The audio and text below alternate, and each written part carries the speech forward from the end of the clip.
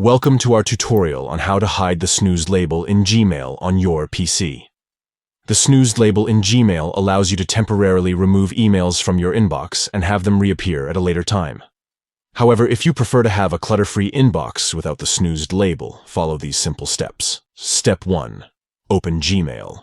Launch your Gmail account by visiting the official website and signing in. Step 2. On the top right corner of the screen, click on the Settings icon. It looks like a gear. Step 3. From the drop-down menu, select See All Settings. This will take you to the Settings page. Step 4. On the Settings page, click on Labels from the top menu. Step 5. Next to Snoozed, click on Hide. This will remove the Snoozed label from your inbox, providing you with a cleaner and more organized email experience. By hiding the Snoozed label, you can focus on the emails that require your immediate attention and avoid any distractions caused by delayed messages. Thank you for watching our tutorial.